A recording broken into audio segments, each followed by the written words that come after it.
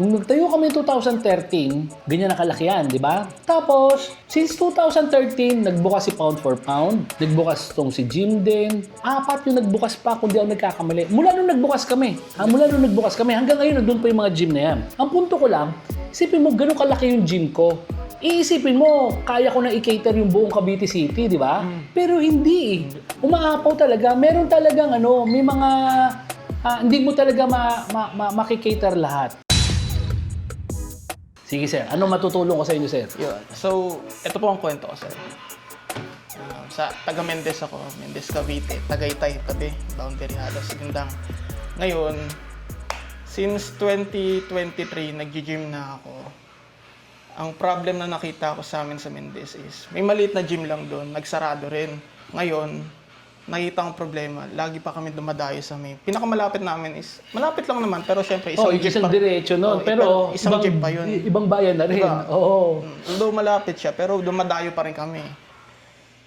Ngayon, ang problem kasi nakita ko sa Mendez, walang gym. Ngayon, naisipan kong magtayo ng gym. Nakahanap ako ng pwesto. Tapos, lagi ko kayo napanood kasi naghanap ako ng mga equipment. Thank you. Nanood ako, sabi ko, mag-inquire nga ako dito kay Sir RP. So, ayun. Ngayon, may pwesto na. Nandiyan, nakahanap na po ako ng pwesto. Maganda, nasa sentro po kung tutusin. Though, problema ko lang doon, third floor siya. Pero, Hindi na siya. Promise, hindi problema yun. Hindi talaga problema yun. Kasi, actually ako, mas mas ini-encourage ko na umupa ka sa second floor, third floor. Una, mas mura kasi yan. Apo. Kasi sigurado ako yung third floor na yan, baka mula nung ginawa, it's either wala pang umuupa or bihira maupahan. Kasi bihirang negosyo. Yung pwede mo ilagay sa third floor na hindi magre-reklamo eh. Yung kliyente mo. Pero yan, gym, matutuwa pa yan, warm up, wag lang leg day pagbababa. Di ba? Pero, sir, mas mura siya ng konti kumpara nung naandun ka sa baba. Pero, kagaya na sabi mo kasi, sentro naman eh. Regardless siya, second floor, third floor, nandun ka pa rin sa sentro. Okay lang. Mga magkano upang mo doon kung sakasakali? Binigay po sa akin yun ng though, huwag nyo na i-disclose yan sir. Kasi sabi, pag Huwag na ako, sige, huwag na. So, affordable siya? Affordable. Affordable. So, gano'ng kalaki area? Lagpas 200 square meter. Oo, panalo yun. Alam mo, yun yung mga magandang lagyan ng mga equipment. Kasi ganito yan. Kung kukulangin yung budget mo para sa pagpupuno nun, which is normal lang yun, ako yung nasa sitwasyon mo, ang gagawin ko dyan, kahit kalahati muna. Meron kami yung package kasi na kasya sa 80 to 100 square meters, yung package D. So kung yun yung kakasya sa budget mo, pwedeng yun lang muna. E di may 100 square meters ka pa na area, di ba? Napunta mo yung Gym Republic, di ba? Okay. Lahat ng Gym Republic, sir, iisa yung design niya. May mga gym equipment, plus may functional training siya. So, meron siya para kung familiar ka sa mga pound for pound, yung mga parang crossfit siya, circuit training, high intensity interval. Ang maganda kasi doon, halos space lang yung puhunan mo doon. Tapos, minimal yung puhunan mo sa equipment. Kasi ang equipment mo doon, katulad sa akin, battle rope, plyo box, kettlebell. So basically, yun lang eh. Kasi bodyweight training usually yung ginagawa doon. Tsaka yung barbell mo naman, na ginagamit doon sa mga packages mo, pwede mo rin gamitin doon. So, maganda kasi noon, yun yung napansin namin sa market. Kasi hindi lang kasi ang market puro gusto magbuhat. Okay. So, meron gusto yung mga functional training. Hindi lang babae kasi dati, ang nagiging target ng open space babae. Which is, ang mga babae naman, para sa akin, ang top market yan. Kasi, maraming gusto mag-gym na babae. Pero maraming babae kasi ayaw magbuhat. Natatakot sila na lalaki yung katawan nila. So gusto nila yung bodyweight training lang. So pero yung common misconception naman yun na basta-basta lalaki yung katawan nila. Pero ang maganda kasi doon, yung mga babae hindi sila mag-aalangan na pumunta sa gym na kasi 'di ba kung ang gym medyo maliit, siksikan, nagtatamaan kayo. So ito medyo maluwag. Kaya yun ang sabi ko ang top market kasi maraming may gustong mag-gym. Pero hindi sila makapag-gym dahil siguro doon sa lugar, sa facilities. Pero ito, manalo to. So, kikater mo yun. Yun yung kagandahan doon. Tapos, katulad ako kasi, nagbubuhat ako. Okay. Pero, once a week, twice a week, nag-crossfit ako, nagsisircuit ako, nag-high intensity interval training. Kasi, yung pagbubuhat, pwede kang mag-gain ng muscle. Okay? Pero doon sa high intensity interval, yun yung yung pang fat loss program ko. Okay. Oo, so maganda siya na combination. Kasi pwedeng nagbubuhat ka, tapos pag plateau ka na, lipat ka doon sa kabila. And vice versa. Kaya yun ang suggestion ko na pwede mong gawin doon kung sakasakali. May plan ako, sir. May floor plan nga po yun. Okay. Sige, sir. Alam mo, pwede mo isend sa akin na kasi dyan naman ako makakatulong. Kaya makikita mo pag napapansin mo sa mga videos ko, never akong nagbebenta ng gym equipment eh. Yung value na tinuturo ko, yung business mismo. Never ako nag-promote ng mga equipment. Kasi, sa akin kasi, para sa akin, pare-pareho, basta legit yung fabricator, pare-pareho naman yan. Yung bench press ko, yung bench press na high-end, yung bench press ng imported, pare-pareho. Huwag mo sasabihin na mas lalaki yung katawan mo sa kanila, di ba? So, parang no need to promote eh. Parang gano'n. Tsaka sa tagal namin, na kami, 17 years na sa business, mag-18 na kami this year. Siguro proven na yun na pagdating doon sa gym equipment, napapagkatiwalaan kami. Pero more than that, yung value na naibibigay namin sa mga clients is yung assistance sa gym business. Kaya kagaya niya, may floor plan ka, pwede kita maturuan dyan. Kompleto na, sir. Kung matutusin gusto mo makita. Ito po. Although, planado na ito, matagal na eh. Although, ayaw mo makita. Maganda tong space mo. Kasi, honestly, sa gym kasi, ang isa sa mga problema kasi is yung lack of space. Yes, Kasi, yes. alam mo, di ba nakapunta ka dito? Noong 2013, ang 1,200 square meters siya. Tapos, noong 2013, nasa around 500 square meters yung parking area. Okay? Tapos, nasa 500 square meters yung gym area ko. Tapos, 200 square meters yung Zumba area ko plus yung CrossFit area ko. 1,200. Tapos 500 lang ang occupied ng gym ko dyan. 500 square meters. Pero habang tumatagal, napapansin ko kasi dumadami yung tao, so dagdag ako ng dagdag. So yung Zumba, tsaka yung meron din ako mixed martial arts area, tinanggal ko na yung mixed martial arts area na mga around 100 square meters. Ginawa ko na siyang gym na rin. Tapos yung parking ko na 500, mga nasa 200 na lang ngayon kasi inoccupy ko. So from time to time, nagdadagdag ako ng mga equipment kasi nga, papansin ko, dumadami yung tao. Sa business kasi na gym, mapapansin mo yan, di ba, nag-gym ka, usually pagdating ng hapon, ang dami-dami, di ba? Agawan na sa equipment Oo, yan. so doon ka ngayon mahihiya pag minsan sa client mo, teka, nag-aantayan sila eh. So ako, from time to time, dagdag ako ng dagdag.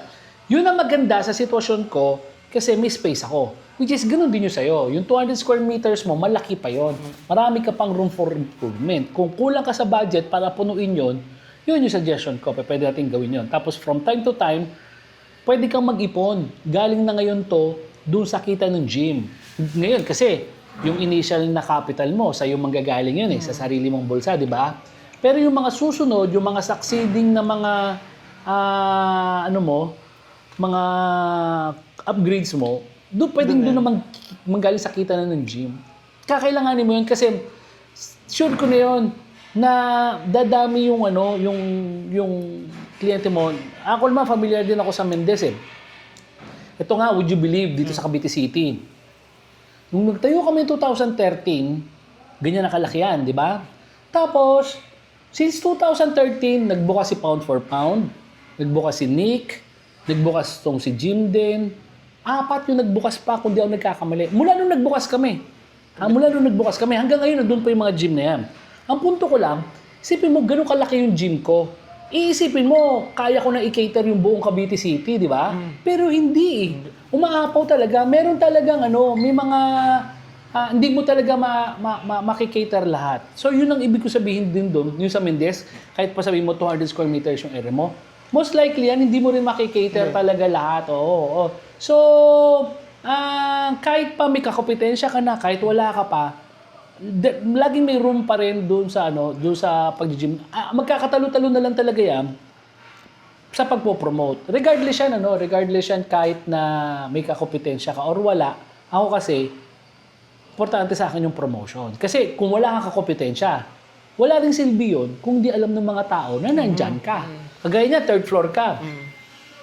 Ang unang-una ko, ako gagawa niyan, which is yun ang ginawa ko sa ibang gym ko. Paggawa ako ng signage. Yung signage, may pangalan na ba yung gym mo? Meron. Ano sir? gym culture. Okay, gym culture, good yun. So ang gagawin ko niyan, kung gagawa ako ng signage, parang ganito. Yung gym, malaki. Yung culture, maliit. Doon sa labas. Sa labas. O kung gusto mo, malaking gym lang, okay na eh. Yun nga po plano ko, sir. Gym lang muna. Oo, Sa loob na lang. Sa loob, lagyan mo ng tantara mo. Katul saan, nalalaki ng tarpaulin ko doon, di ba? Gym Republic. Pero sa labas, GYM lang. Maski yung sa ano ko ngayon eh. Sa, papakita ko sa video, yung sa lip ako, as in letter G, tsaka Y, at tsaka M lang talaga yun. Ang lalaki. 1 meter by 1 meter yung ano, yung laki ng mga letra. Bawat isang letra, 1 meter by 1 meter, 1 square meter. So kitang-kita talaga siya. Kasi, lalo na sa'yo, ano ka, third floor ka, kailangan makaagaw ka ng atensyon. Tapos, pero pa doon, naupa ka kasi. So, pag naupa ka kasi, may pressure yan para makabayad ka agad ng upa. Tapos, yung ibang mga negosyante kasi, ang mindset nila, okay lang ako malugi nung unang buwan. Kasi, maarangkada pa. Sa akin, hindi ako naniniwala doon. Kailangan yan, kumikita ka na doon sa unang buwan, kaya yun eh. Kaya yun. Okay, paano mo gagawin ngayon yan? Una, nakapag-close na kayo nung may-ari. Okay, kailan ka mag-start kung sakasakali? Hindi, ano naman sir, nasa kontrata namin, kung kailan ako mag-start, kung kailan ako mag-round opening, doon lang mag-start yung kontrata. Good. Okay, good yun. Kasi isa sa mga issues sa mga ano yun eh. Sa mga rental yon, tumatakbo na eh. Tapos sa amin kasi, ang ano namin, 4 to 8 weeks dito sa Cavite ang gawaan. 4 to 8 weeks ang gawaan. Mabilis lang na siya natatapos, pero may mga nakapila kasi. Kagaya na nakita mo kanina sa labas. Oo, nakapila siya. So kami naman, ang nire-require lang naman namin, 20,000 lang na down payment. Regardless yan, kung gaano pa kalaki, kahit umabot ng 1 milyon, 20,000 lang yung nire-require namin down payment para at least nakapila ka na. Tapos yung balance nun, bago i-deliver. Ngayon, ito yung proposal ko dyan. Dilagay ka na na signage, CYM. Kung 1 month to 2 months, gagawin yung gamit mo, magpi-pre-selling na tayo. What I mean is, pwede na tayong magbenta ng mga ng mga membership. Okay. Habang hindi ka pa nag-ooperate doon. So ito yung sinasabi ko na pwede na kumikita. Kaya ngayon, yung first month mo na tatakbo yung upa mo, ang target natin doon, ang minimum target natin doon, makabayad lang ng upa. Minimum yun. Kumbaga, kunyari lang, 20,000 yung upa mo, dapat yung matitira sa sales natin, 20,000. Okay? Tapos, yun yung minimum. Pero kung mas malaki doon, walang problema. Tapos yung susunod na buwan, ang magiging target natin doon is yung bayad sa upa plus yung overhead mo na. Yung kuryente, kumitauan ka, lahat. Dapat second month, gano'n na. Ngayon, kailangan kasi yan, which is tuturuan kita, i-orient kita doon, paano mo gagawin yun. Kasi una, yung concept nung pre-selling, bihira kasi ang gumagawa na pa noon. Ang gumagawa kasi noon, mga high-end eh. Na gym. Pero pwedeng gawin natin yun, mga gym bakal yung pwede. Experience ko yan kasi lagay mo pala yung gym, promise, ang dami na nag-i-inquire. Ngayon nga lang sir, ang daming tatanong kung kailan, yung mga tropa kong kasabay, tatanong kung kailan ako mag-start daw. Precisely, di ba? Sila lumipat sa akin. So yun yung sinasabi ko. So pwede na doon. Kaya pwede nang start nung promotion mo yon. Kasi sabi ko nga sa'yo, kahit mura pa yung yung upa mo doon, kahit pa na ikaw lang yung gym, kung di naman nila alam na nandun ka, walang silbi. So, kailangan i-disseminate na natin yung information. So, una yung signage, maganda yon. Pwede ka na mag-pre-selling doon. Tapos, ang pwede natin gawin kasi doon, yung flooring ba niya tiles? May mating na ako sir na tawag na ito, in-sponsoran na kami ng tiyahin kay. Ito may video, gusto mo makita yung video ng pinaka ko po. Ito po kasi yung pinaka ito po yung pinaka-access niya, although papanik siya. Third floor na yan? Hindi, second floor pa lang. Binidyoan ko lang po yung pinaka niya. Ayun yung, ito yung pinaka niya daan, pero nabubuksan naman po. Ito. Tapat nga lang po ng munisipyo ito eh. Alam ko na ako sa banda yan. Sa Pure Mart lang ito. Oo. Ito yung third floor na po. Nandun din sa plaza at simbahan, di ba, sa tabi ng munisipyo? Ano po? Tabi-tabi na po yan. Ayan. Ang laki! Malaki po yan. Oo. Salamin ba yun? Hindi. Salamin na po ito. Salamin Naglagay ka na ng salamin. Opo. Tapos Good. na rin po yan. Good. Good. Yan. Ayan, maglatag ka na. Ngayon, pag naglatag ka na dyan, may mga salamin ka na, pwede ka na mag-entertain ng ano dyan. Yun nga po eh. Tapos, pwede na, kung magkasundo tayo na ano, na malalagyan mo siya ng pang functional training, yun ang pwede mo nang unahin na muna mga gamit doon para at least meron kang maipapakita doon. Yung sabi ko mga battle rope, kettlebell, etc. Na pwede mo na yun. Para may maipapakita ka na doon pagka may mga nag-i-inquire na. Tapos, para pwede ka kasi maningil na gano'n ang ginagawa ko eh. So, naniningil na ako. Mas mura yon. Meron ka na bang pricing na naiisip kung magkano? Plano ko sir is itapat lang sa mga gym. Kasi kung tutusin sir, napag-gym na ako sa mga halos tabi-tabi. Miski maliit, miski malaki. Pareho lang yung ano nila, yung presyohan. Ayoko naman ibaba kasi ayoko nang ganun. Kasi Tama naman yun. ayoko ibaba. Tama naman yun. Total ako lang din naman maging gym. So parang gusto ko, itatapat ko na lang. Okay. Ang gagawin ko sa iyo ganito. Gagawin natin ganito. Kasi ito marketing na to. Let's say lang, wag na natin bagitin para hindi maano sa video. Let's say 1,000 yung ano mo, yung monthly mo. Yun yung iniisip mo na 1,000. Pag ipopost natin yan, hindi natin ilalagay ng 1,000. Ilalagay natin yan 1,200. Okay, 1,200 siya. Pero, may promo ka ngayong opening na to. So, 1,000 lang. Okay. Okay, so, wala namang ano doon. Mangyayari kasi doon, matatakaw sila. Teka, kailangan ko magmadali. May sense of urgency. Marketing psychology. Oo. Yun yung sabi ko. Pwede nakalagay doon while supply last. Di ba? Ngayon, ang maganda kasi nito, kahit abuti ka pa ng isang taon, okay lang yan. Walang problema yan. Pero by that time, na nakita mo kampante ka na teka, madami na akong kliyente. Mukhang pwede ko pang taasan to. Ngayon, pag tinaasan mo siya, tatanggalin mo lang kuno yung promo. Kasi naka-promo ka lang eh. Di ba? So, meron ka kung gusto mo tanggalin. Pag hindi, ang maganda niyan, lahat ng mga first-timer sa'yo na makakakita noon, teka lang, 1,200 yun eh. Ngayon, 1,000. Mag-enroll na ako. So, ganun ang gagawin natin. Basta pag-usapan natin kung magkano iniisip mo na presyo. Form ng marketing natin. Plus, ito pa. Di magigagawa tayo ng page. Okay. Yung page, syempre, i-share ng mga kaibigan mo yon. Pero aside from that, sigurado ako, sa Mendes, meron dyan mga community pages. Kagaya ng Meron. Mendes Online Public Bentahan. Market, online bentahan. Doon ka magpo-post. Kasi usually, ang pagkakamali kasi ng ibang mga businessman, may page sila. Doon lang sila nang post sa page. Wala naman nakakapanood doon. Kita mo, ilan yung nag-like? 200, 300. Tapos mamaya, yung mga nag-like noon, baka galing pa sa ibang lugar na hindi mo kong kliyente. Samantalang pag doon ka nag-post, ang makakakita noon, puro mga taga sa inyo lang din. Majority noon pupunta mga taga sa inyo mga kapanood. So gagawin natin ganun yun. Tapos, yun yung mga preliminary na pwede nating gawing mga promo. Tapos, yung ginawa namin sa Lipa, i-share ko rin sa'yo, pwede rin kasi yun. So, kukuha ka kasi ng tubig eh. Tubig. Magbebenta ka ng tubig. Okay. Dalawa option mo dyan sa pagbebenta ng tubig. Pwedeng libre mo na unli. Kung nakita mo yung sa Cavite ko, dito, token yun eh. May token. So, pwede rin ganun. So, it's up to you. Pero, bibili ka tubig. Ngayon, yung supplier mo ng tubig, pwede kang makipag-tie up. Okay. Paano gagawin? Magawa ka sticker. Okay. Pwede natin ilagay dun sa mga bote nila. Okay. Pero pa doon, ito yun. Dahil bago ka pa lang, makikipag-deal tayo. Supplier, X-deal tayo. Yung may-ari, kunyari mag-asawa sa libre ka na mag-gym. Habang may tie-up, may X-deal. Yun yung X-deal. O kunyari, isang buwan libre ka mag-gym.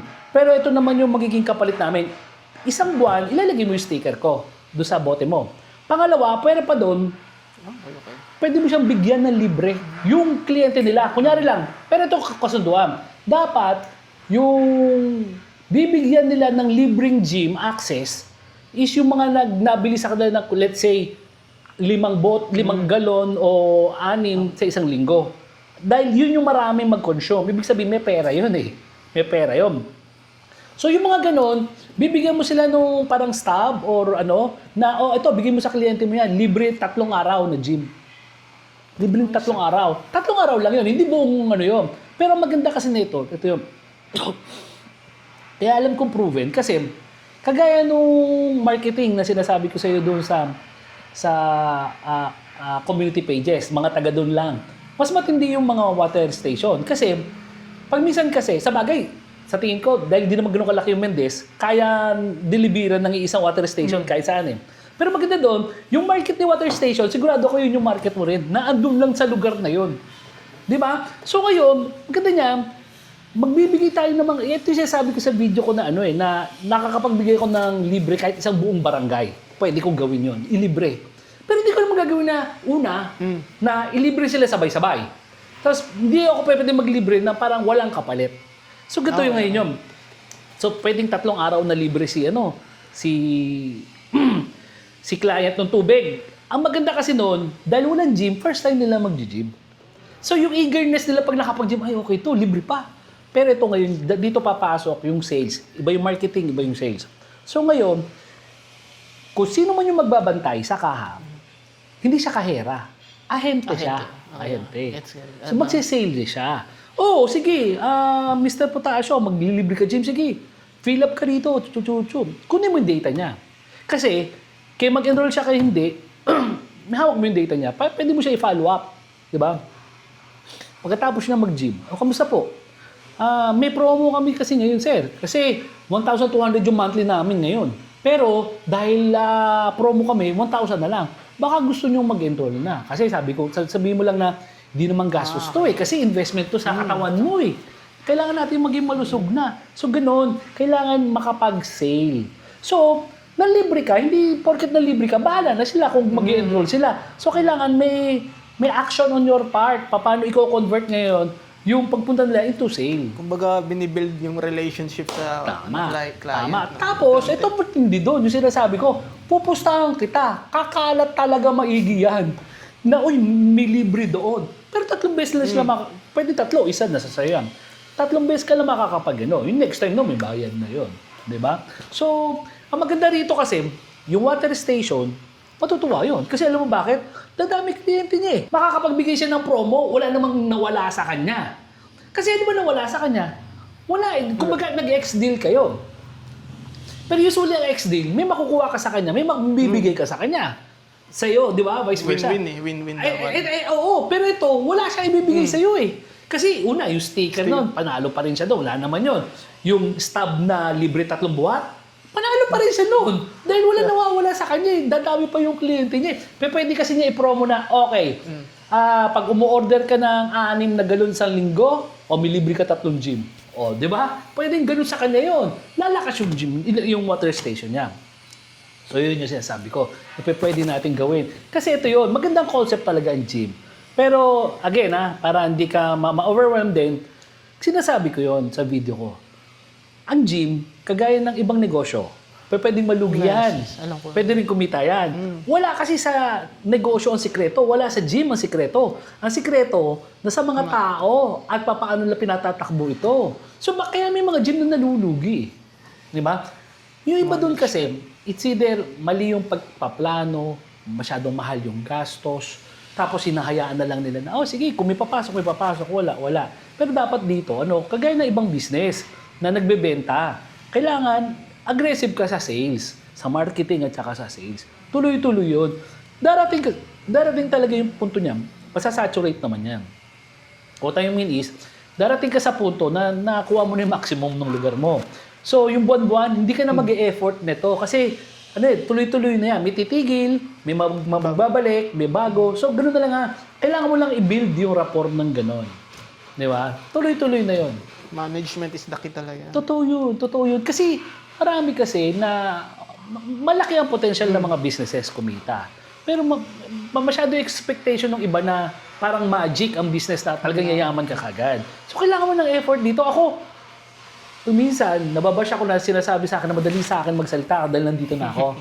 Pero honestly, hindi nila ako nakita paano ako nag-start. Nag-start talaga ako sa walang-wala talaga. Promise. Na, kung napanood mo pa yung video ko, naloko pa ako ng fabricator ko Napanood ko yan eh. Basta yung sabi mo Di ba? naloko ka. Pwede na ako tumigil nun Pero ginawa ko, hindi. Nandiyan na yan Nag-fabricate ako. Pero nag-fabricate ako, apakapangit. Talagang walang dating. Pero at least may ginagamit na ako nun. So, doon ako nag-start mag-fabricate So, hanggang doon na-perfect ko yung skills ko tsaka yung designs ko. So, umabot na kami sa ganito. Kaya na sinasabi ko, yung pinagsimulan ko, maliit na maliit. Maganda lang tignan ngayon Pero yung process, napakahirap. Napakahirap. Kaya, ano yung sasabi ko? Ang pinagkaiba lang natin dalawa, una, ilang taong ka na? 27 po. Bata ka. Yun ang maganda dyan. Mag-umpisa kang bata. Pangalawa, ang maganda kasi dyan, kung sakasakali, may mag-guide sa'yo. Yes. So, yun yung magiging trabaho ko. Sa akin, wala Sa ako, hit and miss ako. Kaya, ang ituturo ko sa'yo, hindi lang yung success ko. Tuturo ko sa'yo yung failure ko. Para huwag mo na gawin. So, may mga failures ako. Mahal ang mahal yung matricule. May bisita ako kahapon. Si Sir Pax Ngo ng Iloilo. So, naiintindihan niyo sinabi ko. So, nag-start siya ng gym business niya. So, may mga kinuha siyang equipment, tapos parang may mali Hindi bagay dito. Ganon. So, yun yung sinasabi ko na, malaki lugar niya, pero yung equipment, malalaki din, pero isa lang yung makakagamit. Tapos isa lang yung program. So, kumakain ng space. So, yun sabi niya, ito, nagkamali ako, binenta ko pa ng mura para makapalit ng iba. So, yun yung sinasabi ko na matrikula, na pwedeng hindi mo nadaanan. Nadaanan ko na yun So, pwede, kaya yung mga packages ko, puro mga multifunctional yun. So, yun yung di ka na para magkamali pa. So, malaking yun. Malaking diferensya. Kasi kung magpapagdaanan mo yung mga failures ko, yung mga mistakes ko, gagastos ka pa rin. Di ba? So, yun yung advantage nung Gym Depot. Actually, kaya hindi ako nagpo-promote nung gym equipment kasi kumpiyansa ako na at par kami lahat na legit. Pare-pareho naman kami. Pero nagkaiba kami doon sa value na binibigay doon sa kliyente. Itong ganitong klaseng conversation, yung ganitong klaseng information. Ewan ko kung alam mo, nagbibigay pa ako ng seminar na paid yun, paid. So, nagkoconduct ako. Pero dito sa mga clients ko, wala akong problema. Willing ako magbigay ng free yun. Free yun. So, yun yung advantage talaga dito sa Gym Depot. Ka-idea ako dun sa sinabi mo sa tubig. Kasi may tindahan kami. Kami ng tubig benta. So, may Water station din? Hindi, tindahan, sari-sari store. Pero, syempre, marami ng water station sa amin, pero nagbabagsak sa amin kasi mga kapitbahay namin. Pag gabi na, kailangan ng tubig, wala namang bukas na water station. So, sinusuplayan kami ng tubig na pwede ko silang... Di ba? Pwede mo gawin niya. Ang advantage mo kasi, ito yun. Yung produkto mo, non-consumable. Yes. So, hindi katulad yung water station. Hindi pa pwede magbigay ng libreng tubig yun. Lugi siya ron. Di ba? Samantalang ikaw, andun yun, fix yung overhead mo. Kaya dumami ang tao, kaya walang tao, fix ang overhead mo. Hindi lalaki. Yun yung kagandahan. Maski kuryente mo, hindi lalaki kung marami konti tao. Lalo na doon sa lugar na malamig doon. Hindi para bukas ka ng aircon o kung ano man. Lakas ang hangin. Oo. Yun din advantage ko. Kaya panalo doon. Ako nga, sa tingin ko, magiging problema po ba dyan? Baka masyadong malamig. Kaya kailangan mong magsara kung sakasakali pa, di ba? Pero maganda yung positioning mo dyan. Plus, sabi ko nga, ang advantage mo dyan yung age mo. Alam mo kung bakit? Kasi kung ako, nag-start ako 32. 32 ako nag-start. Pero ang problema ko, nung nag-start ako, wala akong direksyon. Yes. Kinapa mo pa. Tapos, ganito yun. Dumating ako sa punto na naging successful na. Kumikita na ako. Ang naging problema ko doon, di ko alam kung anong gagawin ko sa pera. Sobrang pera. Iniipon ko Hindi naman ako maluho. Iniipon ko siya. Kaya yung part ng mga vlogs ko, yung gano'n, yung parang financial planning. So, iniipon ko siya. Kasi yun ang tinuro sa akin ng magulang ko magtrabaho, mag-ipon. Hindi ko alam kung ano gagawin. Hindi sinabi sa akin kung ano gagawin sa ipon. So, yung ipon, dapat yung pera, kumikita na rin siya ng pera. Kailangan niya kumita ng pera rin. So, ako, yung pinagkagastusan ko noon, hindi talaga kumikita ng pera. Kasi, bumili akong lupa, hulugan. Hindi mo kumikita yun. Nailit yun, yung lupa na yun. Tapos, meron akong pick-up. Sinetapan ko yung pick-up ko. Ganda, kasi, Yun yung dream ko noon. Siyempre, macho on the thing, di ba? Naka-setup talaga siya, hulug-hulugan. Hindi rin kumikita, na-elite din. Ngayon, natutunan ko yun. Yun yung sabi ko sa'yo na matrikulang magastos, na pwede ko i-share sa'yo. Kung makaipon ka, ito yung dapat mong pagkagastusan. Bumili uli ako ng property. Utang uli. Buti nga, swerte ako, nakautang uli. Yung property nga, yung sa bahay ko, niligyan ko ng gym. So, ang maganda ngayon dito, kumikita yung property. So basically, yung gym ang nagbabayad sa property. Oo. Kung kulang man, konti na lang. Kasi ganito yun eh. Kailangan ko i-consider kung wala akong biniling property, sigurado na upa ako. O magkano upa ko? Mga 5,000, 10,000 pesos. So, mag-aalat talaga ako 5,000 to 10,000 pesos na monthly. So, kung umutang ako sa bangko, tapos binabayaran ng gym yung utang sa bangko at kulang siya, mag-abono man ako, originally talaga magbabayad naman ako 5 to 10,000. Ang maganda niyan, what if? Kung kinaya ng gym yung monthly amortization, di nakatipid ako ng rental ko na cost ko dapat, di ba? So yun. Maski yung sasakyan. Bumili uli ako sa sasakyan, utang uli. Bumili ako van na, Photon, Traveler. Ang laki nito. Artista van nga tawag dito kasi pwede, yung mga anak ko pwede maglakad sa loob, taas. Tinanggal lahat ng upuan. Ngayon, pag mag-deliver, puno yun. Okay. Pero pag may personal kaming lakad, kinakabit ko yung upuan, buong pamilya kami nandun. So, kumikita yun na nagbabayad ng Hindi katulad yung pick-up ko. Yung kinikita ako dito, yun ang pambayad ko dun. So, paubos ang pera. Hindi katulad nun. Kasi may delivery charge eh. So, yun yung pinababayad ko dun sa sa utang ko sa bangko. So, yun yung sabi ko na pwedeng maging advantage mo ngayon. Kasi ito yung first step mo eh. Yung gym.